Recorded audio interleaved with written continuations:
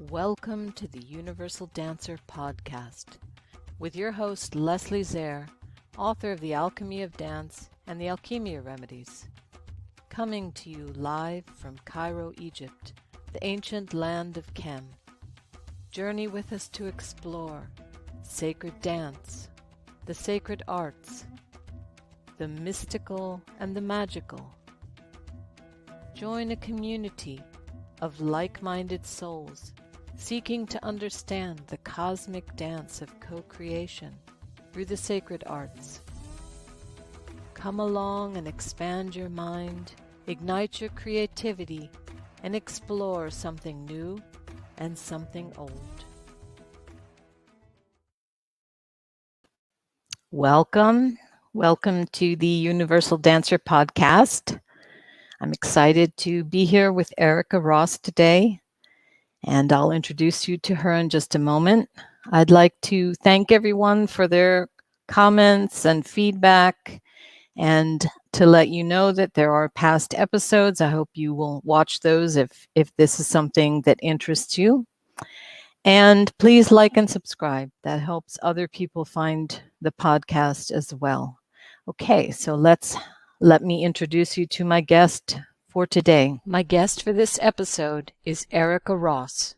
Erica has more than 40 years of experience in the creative, healing, expressive, and spiritual arts as a multi-passionate creatrix, a dancer, artist, DJ, author, group facilitator, creativity doula, and entrepreneur. She is co-founder of The Move and Dance Our Way Home, an award-winning women's ecstatic dance practice, and Daily Dance, a 21-day virtual dance program. She is the author and illustrator of She Reflects, a spiral journey for the feminine soul, and She Reflects journal and coloring book, as well as the creatrix of Unwind, a guided relaxation CD. Her soul's calling, regardless of the medium, playlists, paintings, books, private sessions, or group workshops, is to create expressions of and containers for love, joy, freedom, beauty, and endless curiosity to flourish and flow. Let's welcome Erica to the show. Hi, Erica. Welcome to the show. Thank you so much. Thank you for having me. I'm so happy to get to speak to you. That I'm loving this podcast, meeting all these wonderful people from around the world and getting to have conversations with them. So I feel blessed. So thank you for being here. Well, thank you. I feel the same way. I feel very blessed too. So let's just begin at the beginning. So maybe you can tell us how you got involved in dance, or what was your original exposure to dance? Well, I guess I have to go way, way, way back, and with much gratitude, thank my grandmother, my mother's mother, my booby Mary. I guess and who knows how far back that goes, but I think that I truly believe that dance is in my blood. It was passed on to me from her to my mother, and my mother to myself, and all the females, at least in my family, absolutely love to dance in different forms and different ways. And so I guess, when they say the apple doesn't fall far from the tree, absolutely. It's like I had to be a dancer, and no matter what form of expression, or like what decade that I have lived and have done different things other than dance, I always recognized myself as a dancer. I felt like that was my soul. My soul was a dancer, whether I was, painting, whether I was, a boutique owner or whatever it was that I was doing, dance was always there, even if it didn't appear to be in the foreground of my life. The cosmic dance. Mm-hmm. Sorry? The cosmic dance. The cosmic dance. Yes. Yes, yes, yes. I even have visions of dancing in possibly past lives. Who knows? But I've had very strong visions of that. So danced as a child, danced in the house.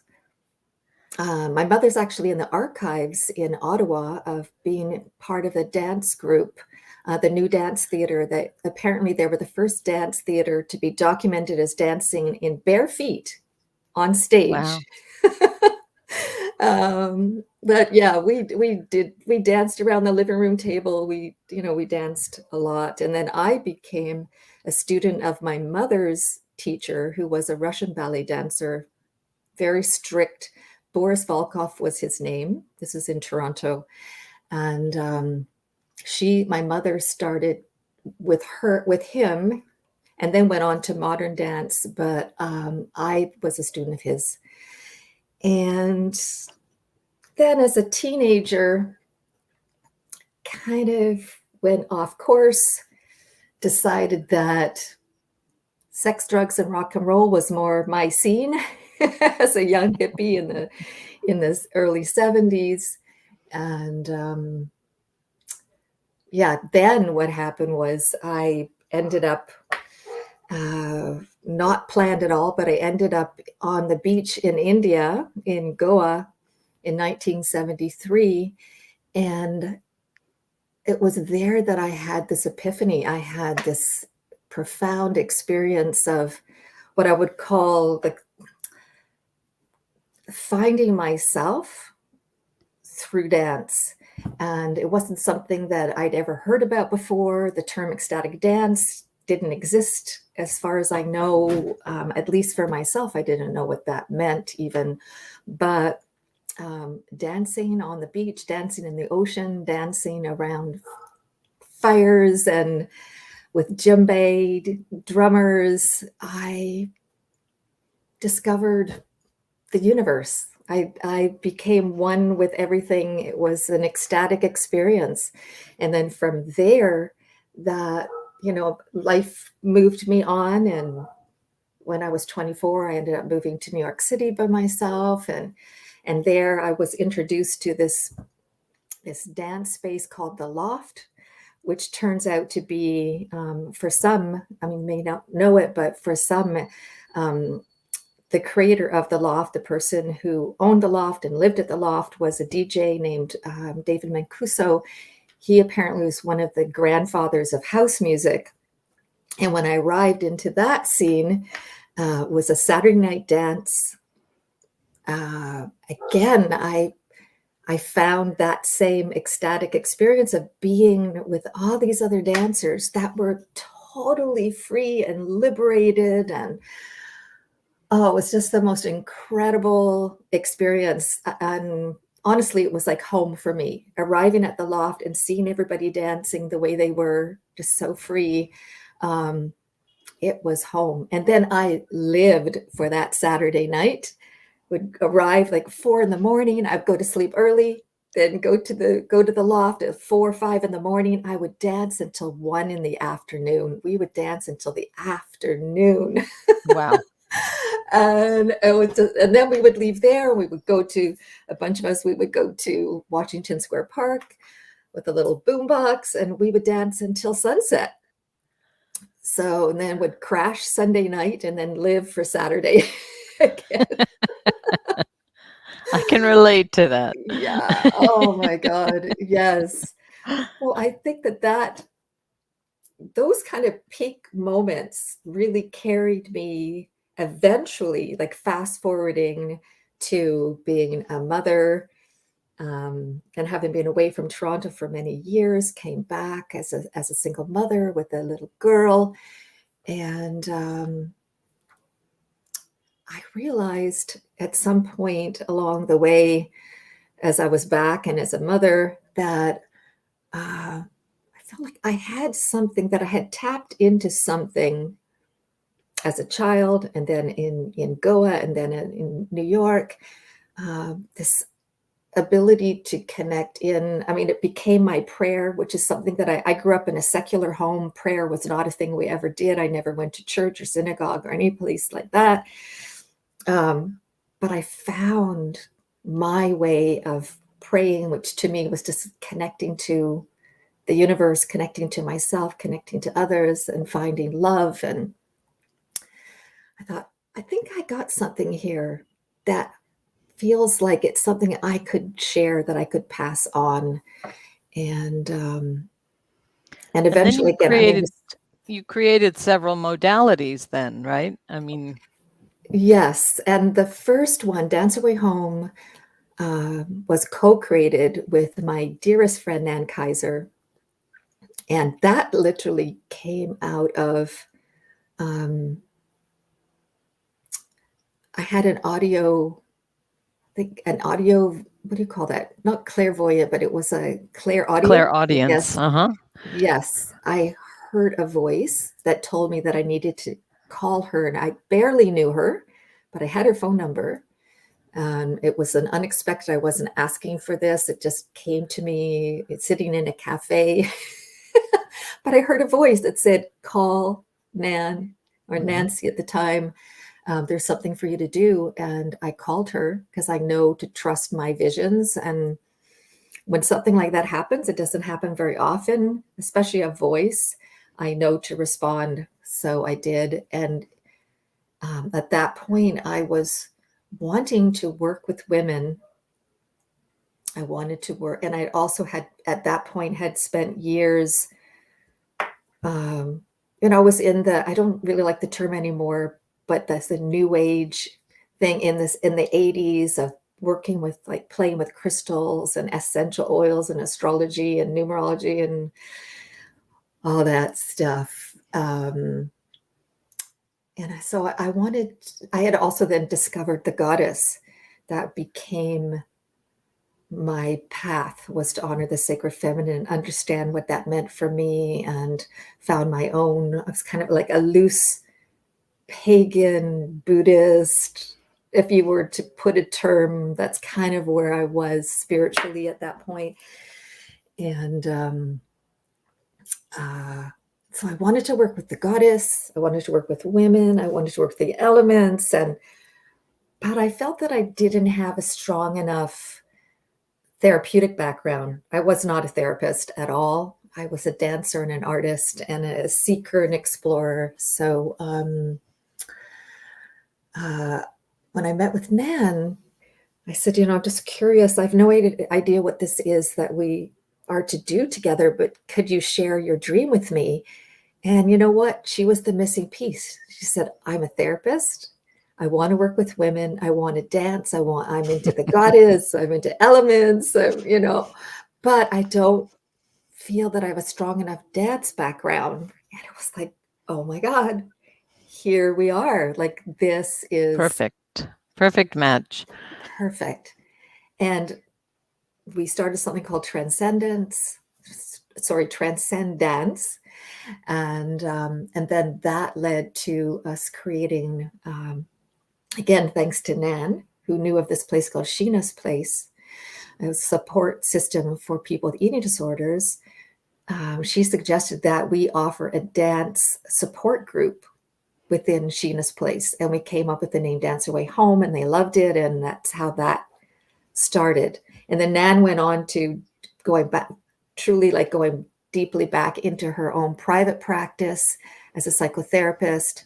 And I carried on with Dance Away Home, which then eventually took out into the world and created a website, and haven't really looked back. I mean, that then grew into facilitating facilitators of, that sounds weird, facilitating facilitators, a training program.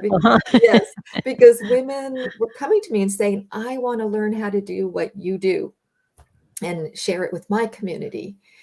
And so that's what happened. And then also somewhere in there of doing Dance Away Home, Nan and myself and 5 other people, catalyzed by a friend, we decided to create this ecstatic dance Friday night event called The Move, which became the biggest ecstatic dance, I think, in Toronto at the time, and carried on from, I think it was 18 years ago that we started, and it was thriving until the pandemic.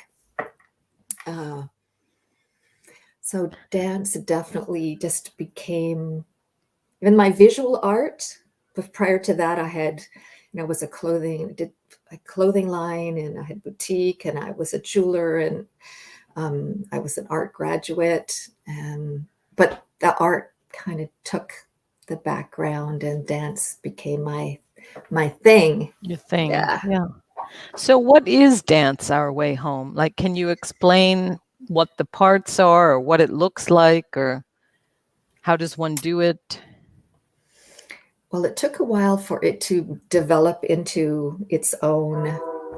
We like really played with it for a while, and then once I took it out of Sheena's place, I really started to see the spiral path of it, that there was a spiral to it. And I also, at that point, while I was doing Dance Away Home, became a certified hypnotherapist, because I really loved the notion of dropping into the body, softening and relaxing first. And I think that's something that I really learned from the beautiful people that were my clients when we were developing Dance Away Home.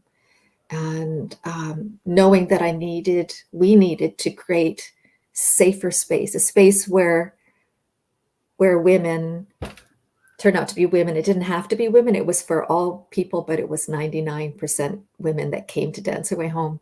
I needed to find a way for them to feel safe, to express themselves. The whole idea of the support group was for them to come into their bodies and fall in love with their bodies and their own expression, and just trusting and honoring and celebrating each other, and healing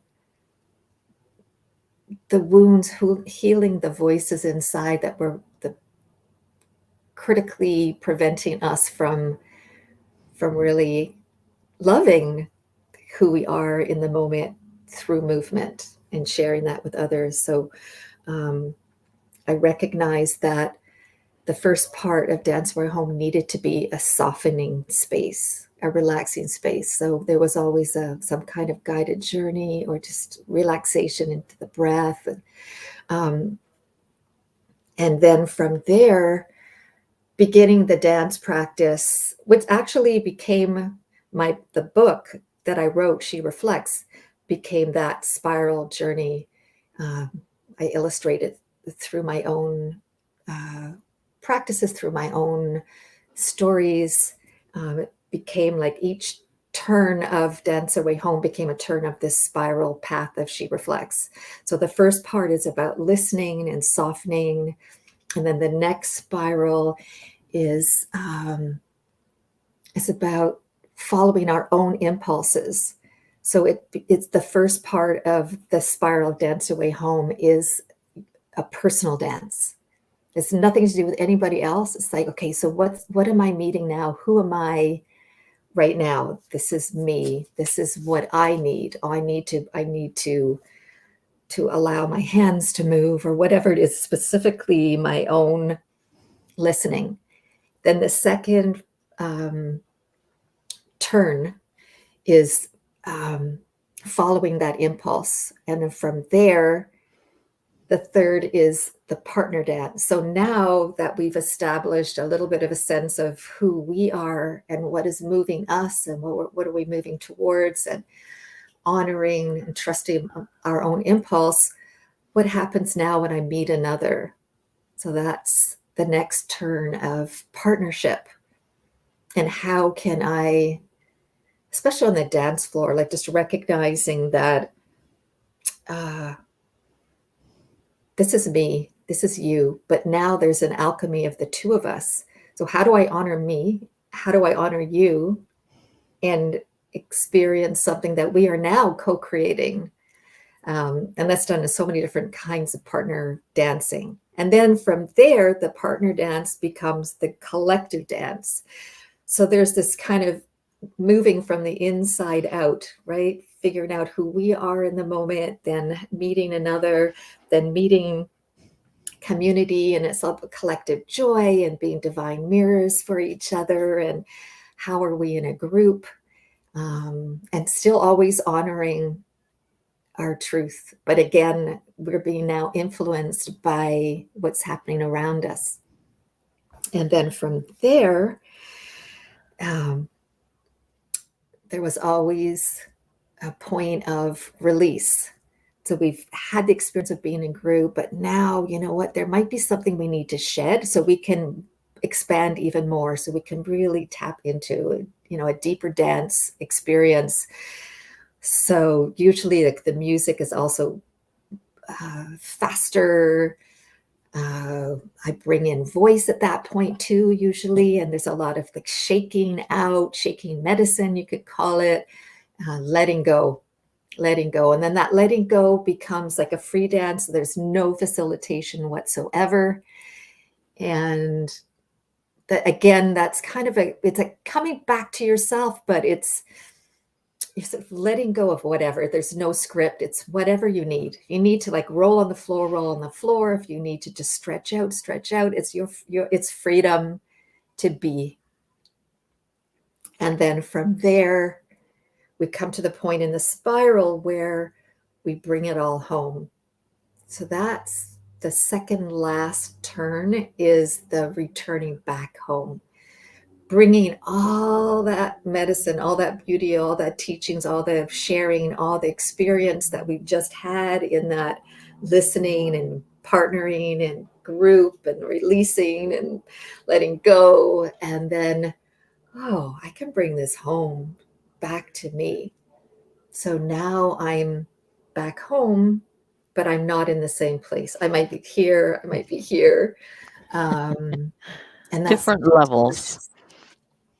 Yes, it's beautiful coming back. And it's also a place of, you know, bringing gratitude in, and prayer or meditation, whatever you want to call it. The music slows down. And then the end of Dance Away Home, and also the end of She Reflects, is this notion that, okay, we found what we have found, and we've used it for ourselves, our own personal medicine, but we can't keep it to ourselves. We need to share it with the world. And in that way, we're re-tapping into that collective. And in the studio, it would literally be, okay, let's come back into circle. We start in sitting in circle, we dance, and then we come back into circle, and then we share from that place. And it's a time to just, whatever it might be, an offering of a word or a movement that is an offering to the community. It's the gift that we can give. And how is this done? Are you doing it as a class, or it's a workshop, or it's a retreat, or how is all it? of that. What's the setup? Okay, you Yeah, have all all of it. those options. Yes. I used to do like weekly classes. I did series. I did, you know, workshops, full day workshops, retreats, weekends.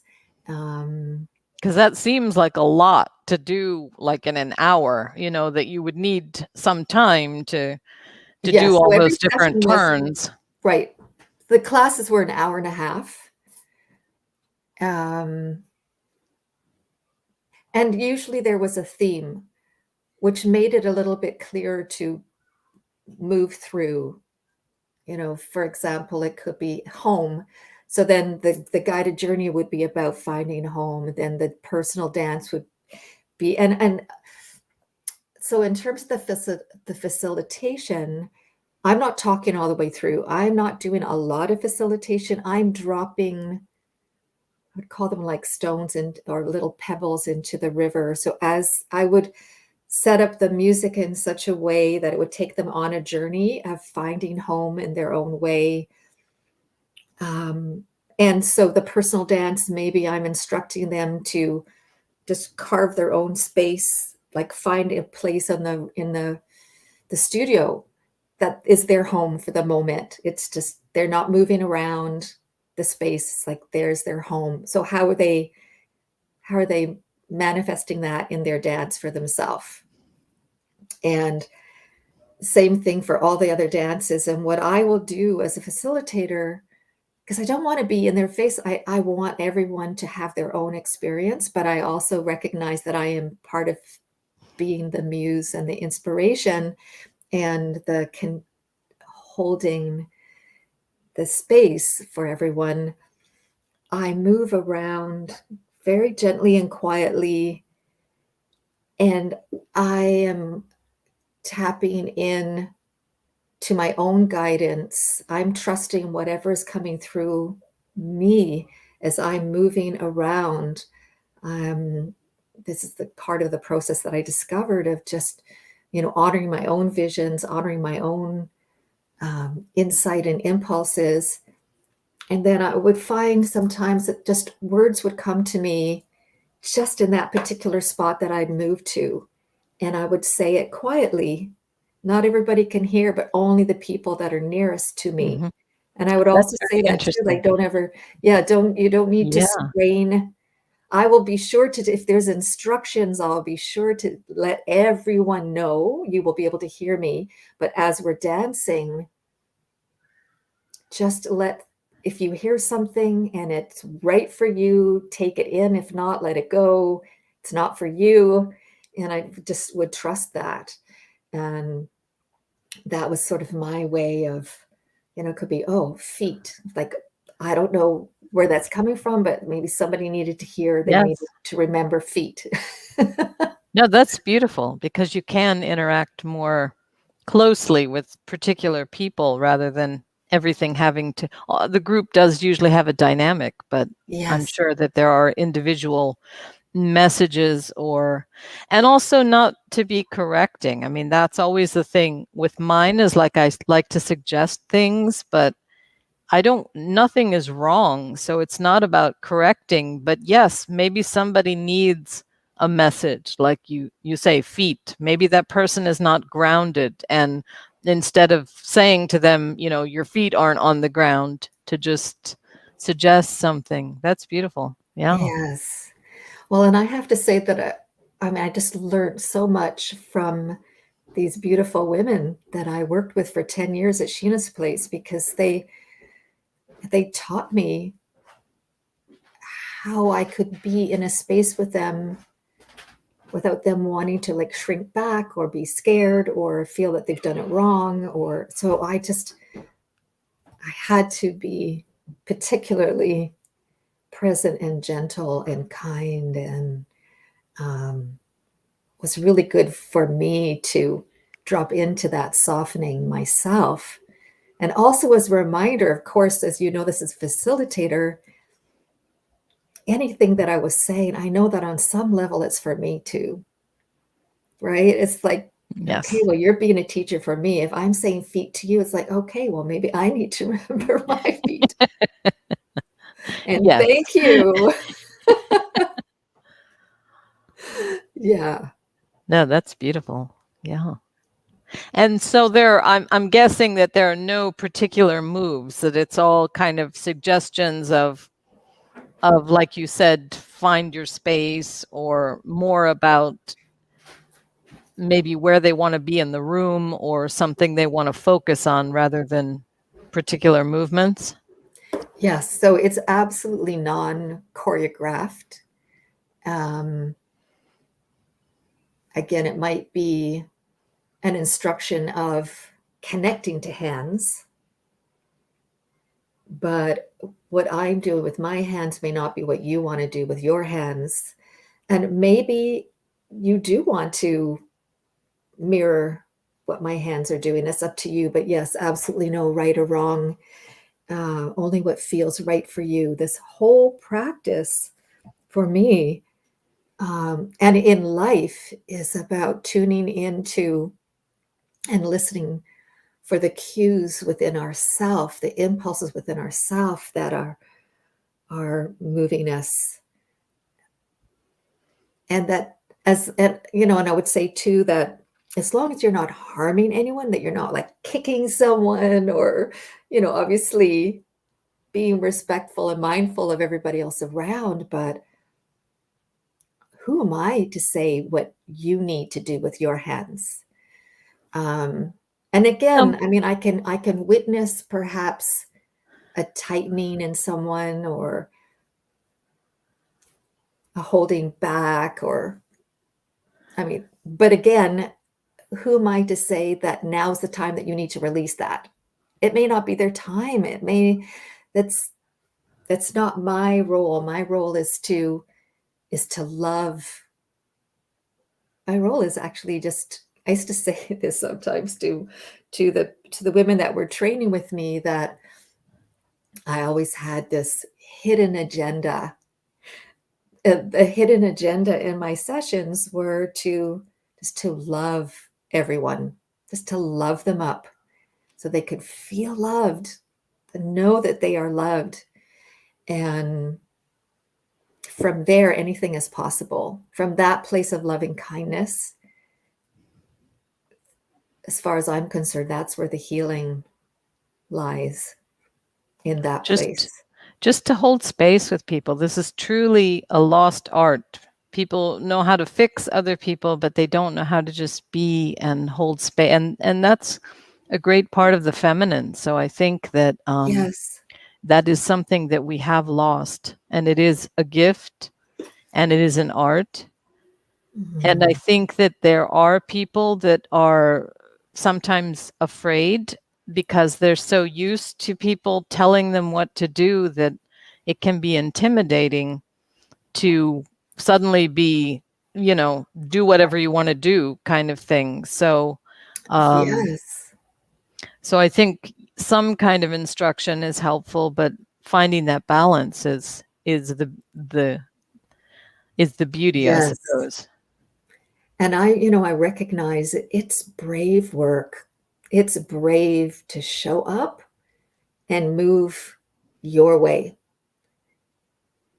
It's brave work to show up in the world with your truth, knowing that your truth may offend, may hurt. Um, It takes and I think courage. It it takes courage does to do it does healing. take courage. And I think also too, for me, what I recognize within the work that I was doing with Dance Away Home is there was so much wounding in our sisterhood, because Dance Away Home was specifically, I say was because I'm not facilitating it any longer, but maybe in the future I will again. But it was strictly a women's uh, ecstatic dance practice. Um, and so for me, there was this the sisterhood piece was so important, to help heal the wounds of our sisterhood, to help release us from all the comparisons and the way that we put each other down as women, and don't like the way we're not often, we aren't allies to each other, that we're not cheerleading each other. We hear this woman has success, we're going to like put them down in some way, or because maybe it's lacking in us and we want to be there, but they are, that's not fair. They've got the guy, they've got the job, they've got the family, who knows. And I feel like, we've been kind of we've grown up in this notion of almost being pitted against each other, that we are the competition. And it's like, no, no, no, no, no, no. We need each other. Like, I can't even imagine where I would be without my sisters, without my girlfriends, the wise women in my life. I need them. We need each other. And we need each other to be mirrors for each other, to love each other, to be cheerleaders, to be allies. And so that was another reason why I felt very strongly about, as much as I love to be in, all genders and um, non-binary, it's all like, it's beautiful. All expressions are beautiful. But this particular piece for me was about that healing aspect of women meeting women, or women identifying as women meeting each other, and saying, wow, you are me, I am me, but you are me as well. We are mirrors for each other. And I celebrate. That's why the partner dance is so important in my mind, because we get to celebrate this being in front of us. And what an opportunity, what a joy to be able to be in the same space with this person. And they may be crying and I might be laughing. And, I mean, that's kind of an extreme case. It um, happens. but you know what I mean? It's like this honoring of your emotions matter, who you are matters. I want to know what your dance is. I want to know who you are because you are precious, and vice versa. And that everything is okay. Whatever it is fine. But I think that, you know, that community and is very much an aspect of the feminine. And unfortunately, even as women, we have lost the feminine. We're all living in a masculine world, and even Yeah, women are taking on those traits. So I think if yeah. the feminine is going to reemerge, it obviously has to reemerge with women first. I mean, that's our essence, so we need to really bring it back in, but we need to learn it because we've forgotten it. So I think it's so important that Mm, women get together with other women and reaffirm what the feminine is, and those aspects of community and holding space mm, and not having to be perfect. I mean, we need the masculine, we need that separation. Everything is important, but that's the world we're living in, and we need to balance that with the other side, and that hasn't happened. So I think to create a space where women can express and be creative, and it does take courage because we've all been taught to criticize, and I think that critical aspect, a lot of that is just a desire to want to do something right.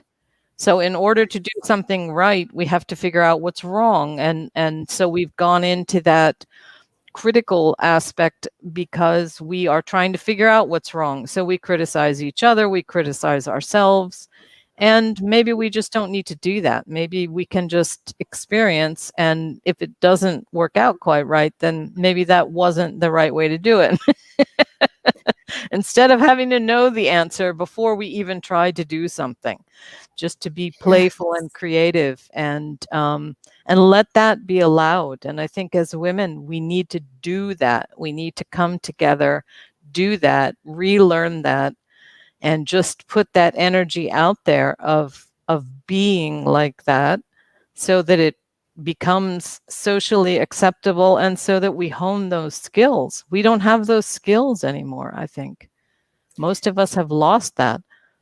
Yeah, and I would say that it's all of us, male, female, however we identify. I think just the culture that we grow up in and the patriarchy itself, that container itself, um, But we've all bought into it.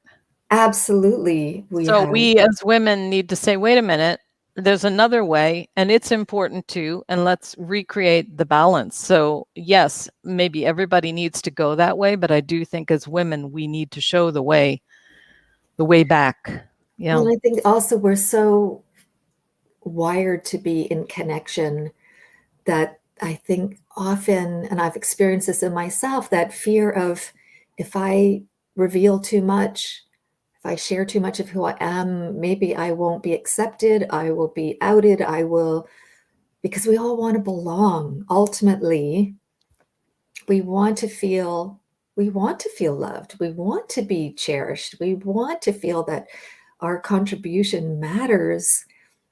And growing up, and if you don't get that A, if we don't do that, if we color inside the box and not out, if we outside, then that's not good. And all the ways that we have been judged. And then that inner critic, like, I often say, like, you want to be surrounded by cheerleaders because our own inner critic is doing a good enough job. We don't need external critics to add to that. Yep. We got our own I've got it. voices. We all do. I've got my own. I don't need everybody else. Yeah. Exactly. It's like, okay, so maybe I can actually like breathe in this situation. Maybe I can actually relax. Again, that's why we always started a dance we're home. We always started with the relaxation. Like, oh, can I just be held by the earth? Can I just like lie on the floor and just, I don't have to do anything. I don't need to perform. I don't need to know left or right. I don't, none of that. Like just, oh, can I just breathe, please? I think people have forgotten that the first most important thing is to just show up. I say that all the time. Just Yes. be the and the people who are really not respected are the people who always show up. Like that person that's always there, even if they don't do anything. Like mothering, like just to be there and sit. And you don't have to be doing, but we judge everything about on productivity rather than Yeah. presence, and Yeah. that isn't it. Like, so those people who just show up and maybe don't do anything, nobody's paying attention. And I think we need to, Mhm. reintegrate that, like, because there are people who will always show up and always be there, and they aren't the ones with the loud voice, but they're always there and they're holding that space and holding energy.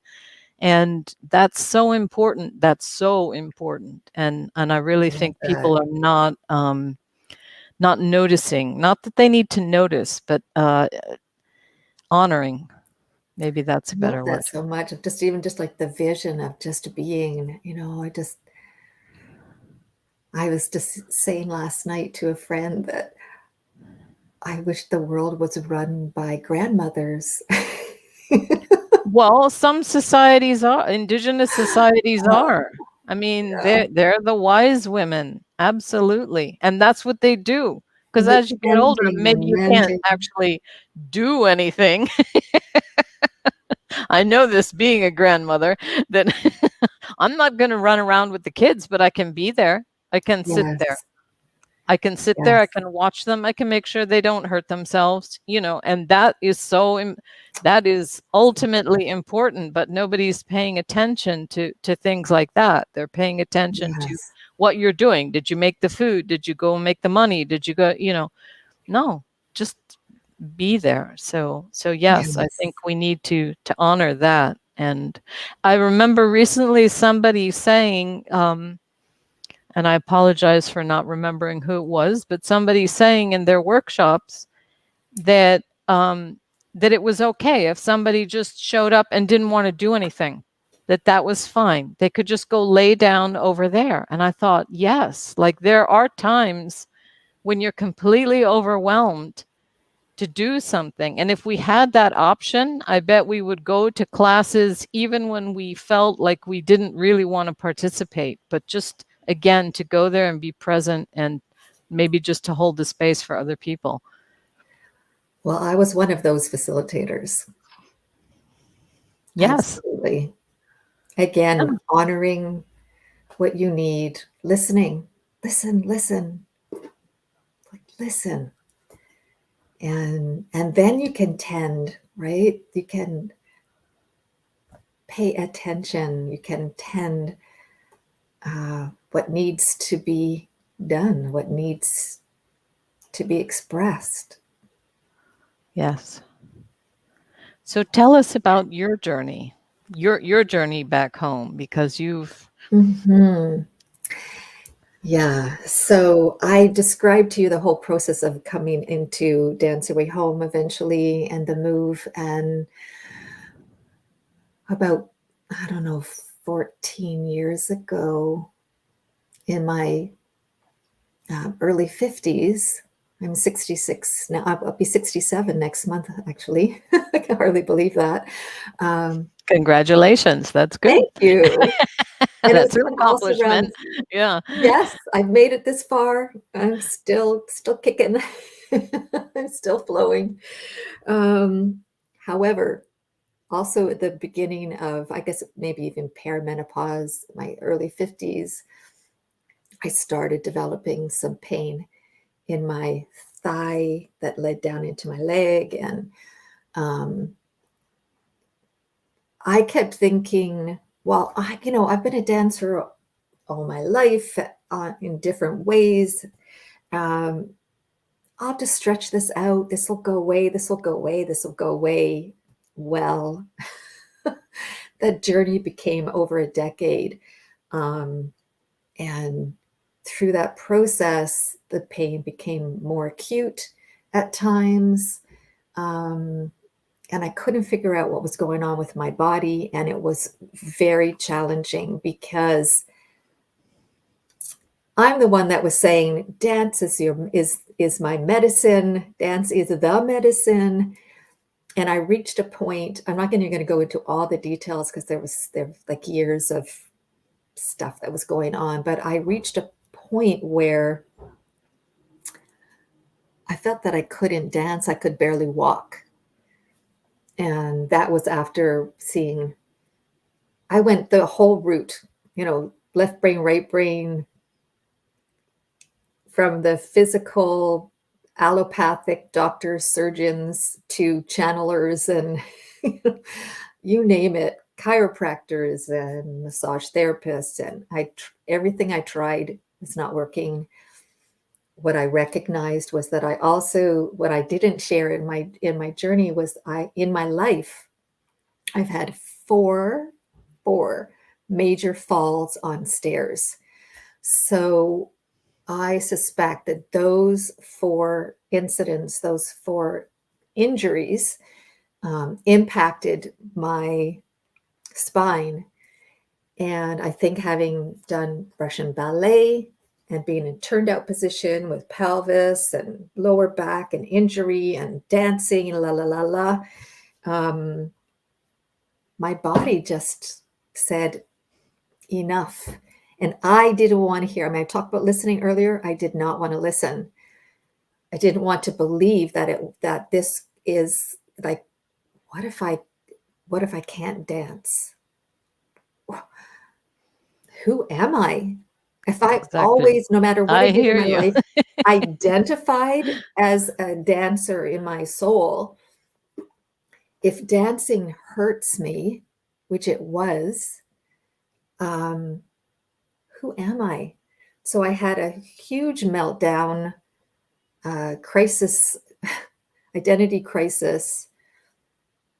And I was, Leslie, I was teaching. I didn't want to give up my teaching, my facilitating, or my trainings, because it was my livelihood. It was my bliss. It was my community. It was my everything at that point. I was taking painkillers to show up so I could still be able to walk in that studio, schlepping my bags and equipment and getting up and down from the floor. And, but I was limping. It was noticeable. And everything was just slowly shrinking in my world. It was collapsing. I reached a point where I just said, okay, I surrender. I have to let go. And I gave it all up. And that was about, I can't even remember now, maybe 7 years ago. I gave up Dance Your Way Home. I gave up the move. I gave up DJing. I gave up dancing. I gave up my livelihood, my community, everything. And went into the dark night of my soul, because I've always been a creative. No matter what I've done, I always knew what was coming next. There was always I always just followed the crumbs. And all of a sudden I'm in the void. I don't know what to do with myself, and I'm not sleeping because I'm in chronic pain. And amazingly, a friend of mine told me about this osteopath who I didn't want to go to because I'd had a bad experience with one. And I thought, no, I don't want to do this. But she said, you know what? I think you need to see this person, who was a student at the time. And I thought, okay, I'll go. But honestly, I've kind of like surrendered, like maybe this is the way, this is my life for the rest of my life. I'm not gonna be able to walk properly or sleep or dance or, um, but I called him my angel because he was like my body whisperer. He figured out which surgeons couldn't figure out. And I mean, I had a hip surgeon tell me that it was my back specialist telling me it was my hip. They didn't know what the hell to do with me. They didn't want to deal with you. They couldn't Usually it's figure the out other way what was, around. They want the yeah. business and they want it to be their department. Yeah. Wow, that's interesting. So Yeah. it was very challenging because I couldn't get any answers. I didn't know what to do. But he felt into my lower back and my pelvis, and what he discovered was it was like a block. I had completely blocked my lower back, which was connected in with my pelvis and my hips, and everything was off. And so it was a bit like a sciatica kind of thing, but it wasn't my sciatic nerve. It was a different place. Um, and when I came to him, it was so cute. Like couldn't even move my foot a millimeter without me going into like, oh my God, it's gonna hurt. It's gonna hurt. I know it's Yeah. gonna. So he was so gentle and gentle and gentle, and slowly, slowly, I started softening and relaxing. And I'm happy to say that I am dancing again and I'm walking again. Congratulations. Yeah. Thank you. I still have restrictions. I still could only do so much, but I've come out the other end. And also, I just want to say that in the process of this, of not knowing and not knowing and not knowing what to do with myself, I had a vision, and the vision was a book, and that's how Sugarflex was birthed. I didn't know what it was going to be about, but I followed that vision, which led me to recognizing that I could take the principles and the spiral of Dance Away Home and put it down on paper to help others experience that as a life path, not just as a dance path, but as a life path, that if we could just soften and listen and then follow impulse and connect with others, and if we could follow that process. And I dropped in my own personal stories into that, and then I illustrated, which brought me back to my visual art, and now I'm painting again, and I'm creating all kinds of different things. And so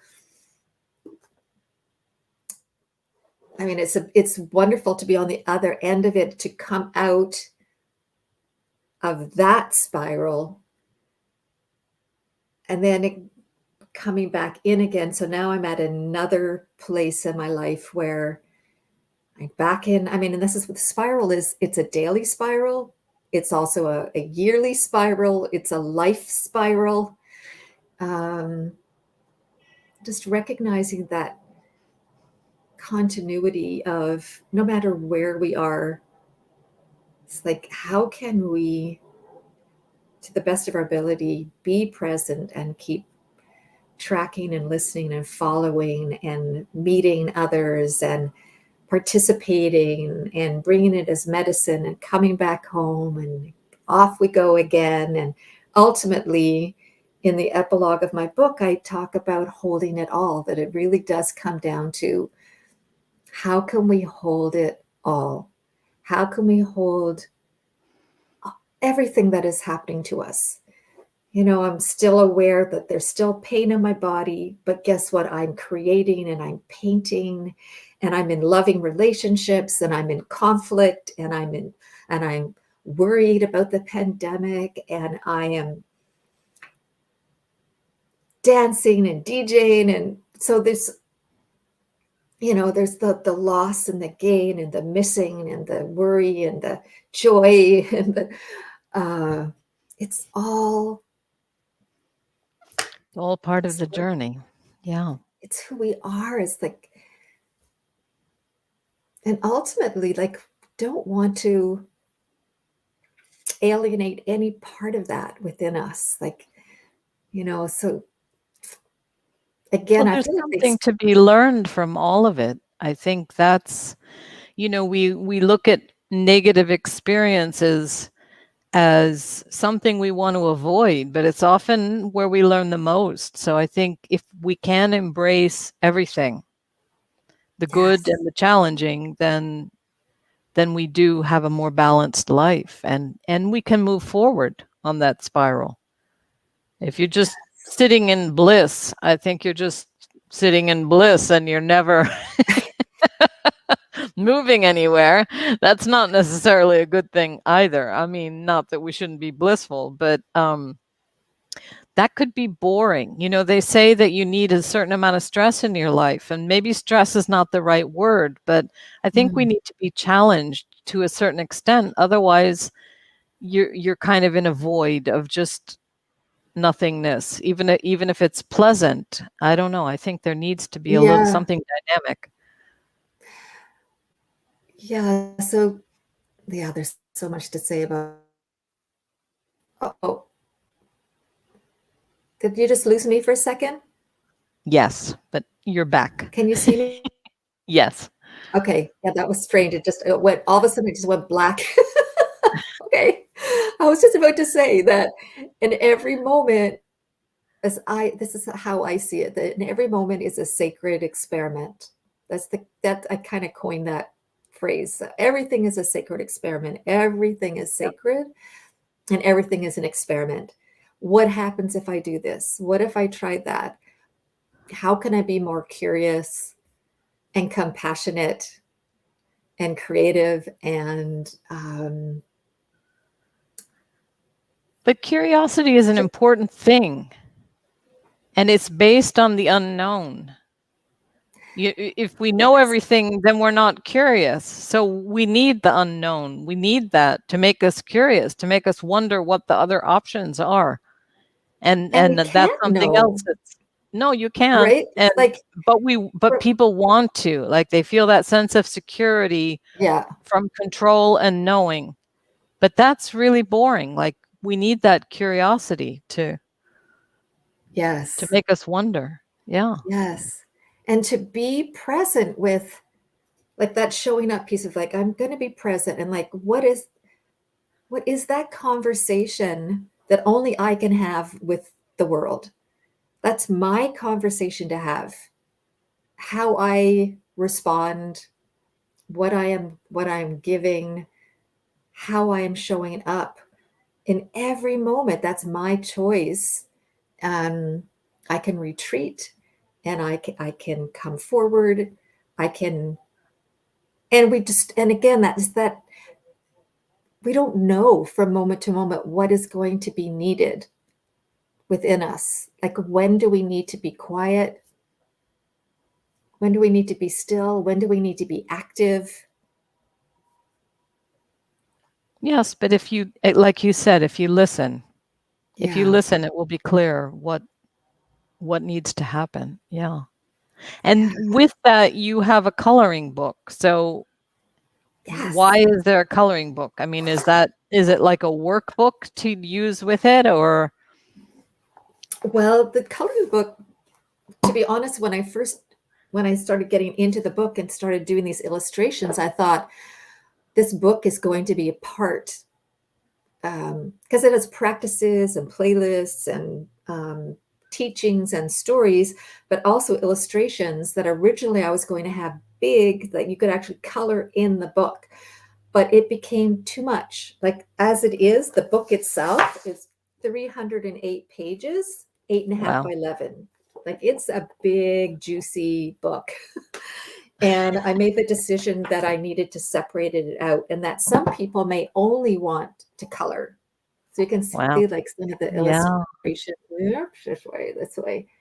Um, but that you could track it. You could have the book and the coloring book, and then you could track the different questions that I might ask, so that that's why it's part journal, part coloring book.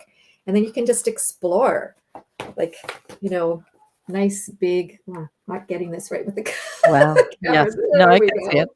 Yep. Yeah. Yeah. And that's very cool. Um, Yeah. yeah, because there are endless doorways into discovering who we are, right? Yes. And coloring And is one of them. that's a reflection of you as well, to because you are an artist. So I think to bring out that that aspect of it more fully, or to invite other people into that, because me, I'm Yes. not an artist, but I can color. Like I really like coloring and things like that, but I to just Nice. draw something, my hands don't put out what my mind is thinking. So coloring is good. Yeah. For many people love it. They use it as a meditation.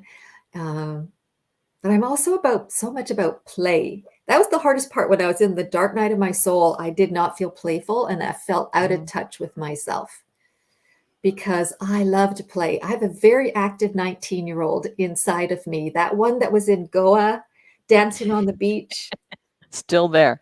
Uh-huh. still inside of me. She just had to be quiet for a while and find her way back. But I love to play.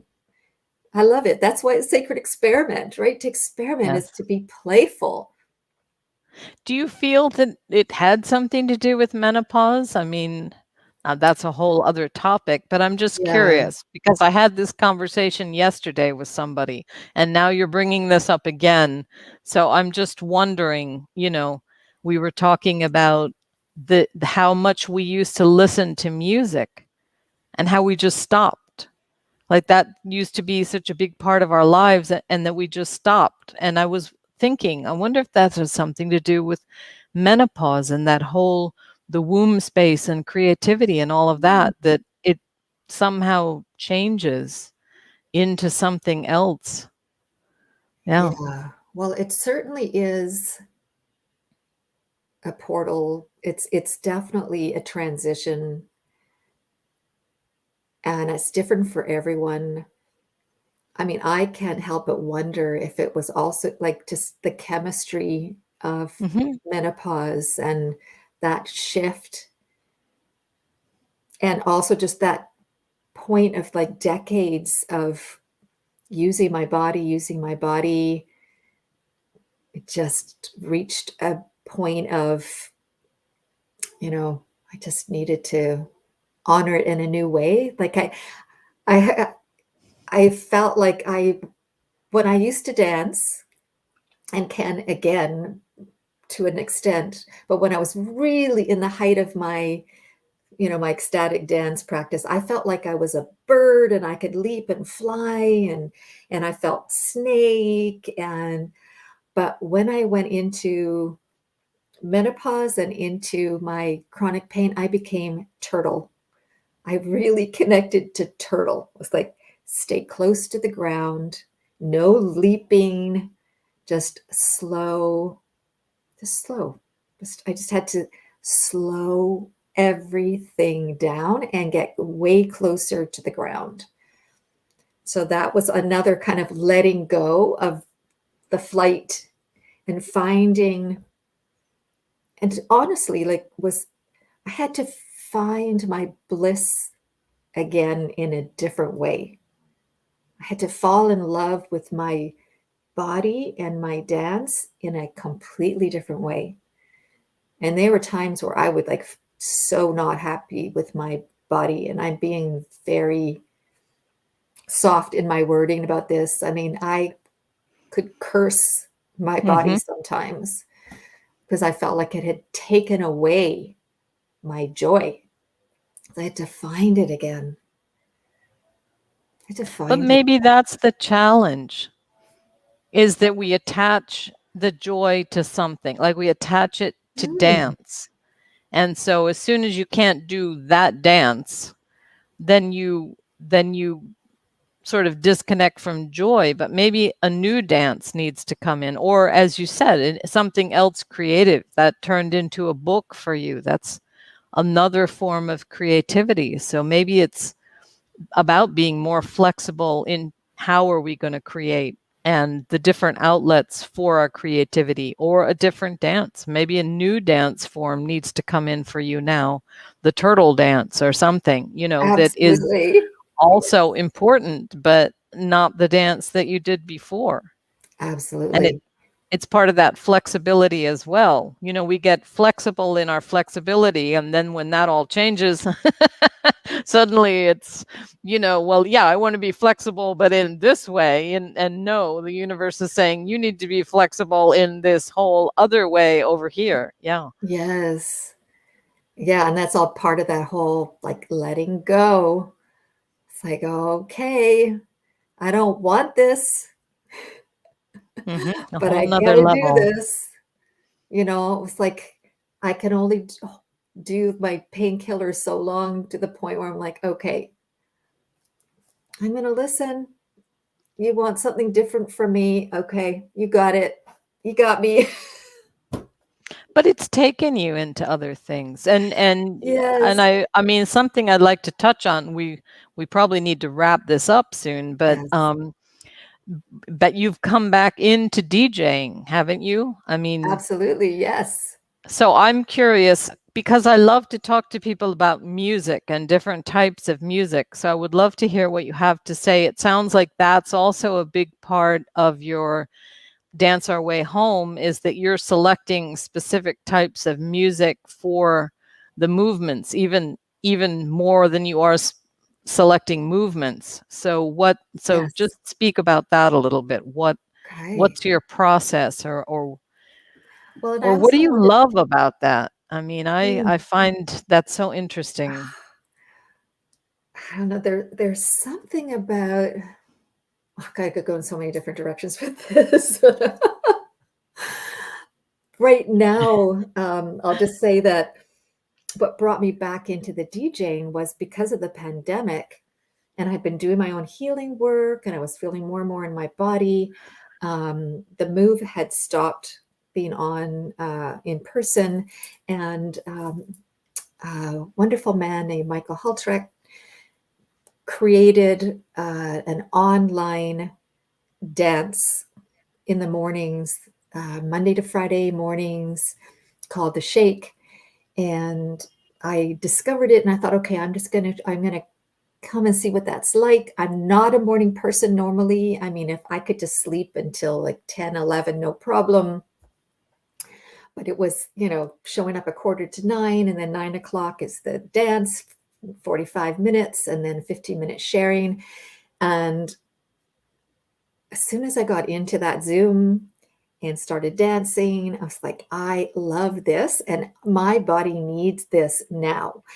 And I contacted Michael, and I said, could I do a set? I would love to do a set. It's been a long time, and because I loved doing sets.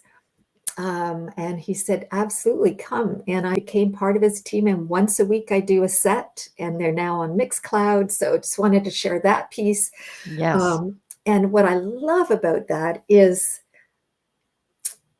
because music is so powerful, and to see how to witness other people respond to the songs that I love is just breathtaking. It's like, oh my God, it's so good. It's just so good. Like, to share, it's like you've baked this beautiful, delicious chocolate cake, and now you get to taste it. Like, eat this with me. And so, I'm sure there's a bit of an ego piece in there of like having people respond and love it, and loving my sets, and I've developed because I've been doing it for 20 years. Like I really love the way I can transition my songs and the way I turn them into journeys. And I just feel like I'm kind of like a guide in the way that I pick my music. And it's always intuitive. It's like I'm divining oracle cards when I'm designing my sets. And I just listen, and I'm like, oh, that doesn't real, oh, like just dropping into my own body. And then I design this set. And for the Shake, they're 45 minutes. I just take you through this process. And then at the end, we're all feeling a little bit shinier. We're feeling a little bit more peaceful. We're more relaxed. So I don't know, there's just music is so powerful. And even if you're not even dancing, music touches us. It's a definitely one of the languages of the soul. Um, how I pick my music, that's a whole nother conversation, but it is absolutely intuitive. It's Well, intuitive. we will have to get online and listen to some of your music. Please But do. yeah, I get so much joy when I hear, because I post them also on my Facebook page, and I have friends that, regularly dance with their followers of my Mixcloud, and they'll tell me, "Oh, that was so juicy, that was so yummy," and like that makes me feel so good to know that someone in their own space, in their own time, I don't even know that they're doing it. Uh, are tapping into their own body and following their own impulse and finding their own joy and their own yeah. healing, whatever it is that they need, that just makes my soul fly. Now that's beautiful. And I like that idea because usually we do guide people through a journey with words, but yes, why not do it with music? So I'm excited about that. I'm going to go listen to your Yay! Yay! Follow me on Yes. Mixcloud. Yes. I hadn't heard of that before, but I'm going to find it. So tell us what you're doing now. You're doing what is Open Yes. Studio? Tell us a little bit about that and what you're doing. Okay. Well, so this is the next iteration, the next part of the spiral. Um, Again, through the pandemic, I was wondering how I can be of service. I was painting, regularly painting, and I thought, I'd always been a group facilitator, never one-on-one. And I thought, well, maybe I could do one-on-ones and be a creativity doula. I came up with that term. I thought, because I've been creating all my life, whether it's products or programs or playlists or, I've always created something. And I think I know a little bit about creativity and how to follow, how to create vision, inspiration, the step by steps, the marketing, the entrepreneurial piece, like all of it. I've got years and years of experience of starting with something and manifesting and bringing it out into the world. So I thought I will offer myself in service to people that are have that book in them that they would like to write, or they whatever it is, to help them whatever stage they're at in their creativity. So I did that for a bit last winter, and that was super interesting. And what came out of that for me was that I wanted to go back into group facilitation, which I thought I would never do. When I was in the dark night of my soul, I thought, I'm never facilitating again. I have no energy to Never say facilitate never. anyone. Like, I need all that I can for me. I cannot hold space for other people right now. And I thought maybe I never will again. And that was like a legitimate possibility. But now that my life has expanded again and I have way more energy and I'm sleeping again, I can hold space for other people again, which feels really good. I thought through through the one-on-ones, I realized something, and that was that one of the reasons why people weren't creating had nothing to do with whether they've had training in something, whether they have the space for it, whether they, have the tools or whatever. It was about the commitment that that we need to be committed to our time to create. Otherwise, there's always going to be something else that's going to get in the way. There's always going to be something else.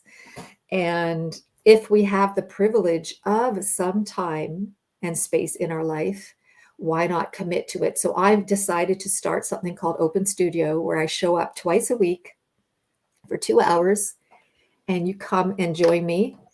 There's like a monthly fee or a seasonal fee, and the doors are open. Come and go as you please. And just know that I'm here and I'm painting or I'm beading or I'm doing whatever I'm doing, and you are welcome to come and be committed to your creative time. And that could be literally cooking. You could be sewing, you could be gardening, you could be decluttering.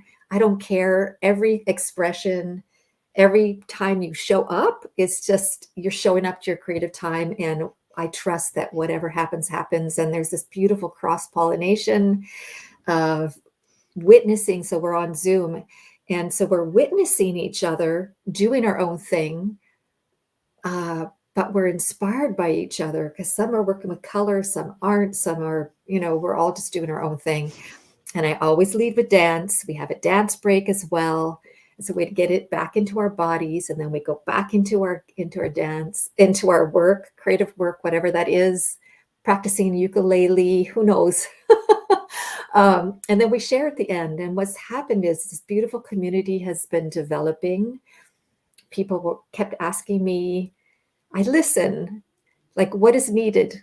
Okay, people, well, I tried it for a month, sacred experiment. Let's see what happens with Open Studio. Oh, they want more? Okay, I'll show up next month.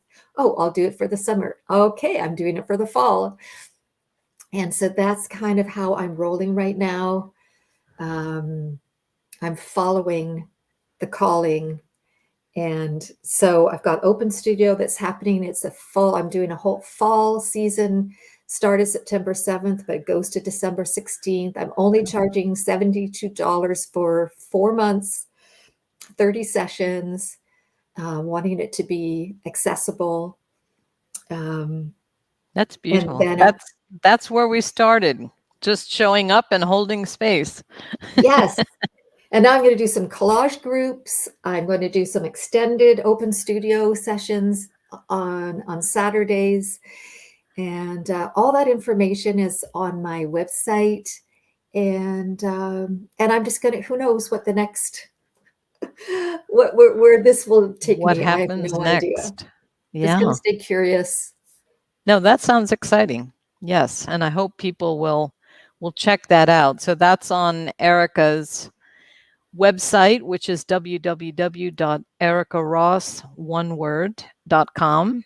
And what other, so people can find you also on Facebook? Yes. And they can find me. I have an Instagram account.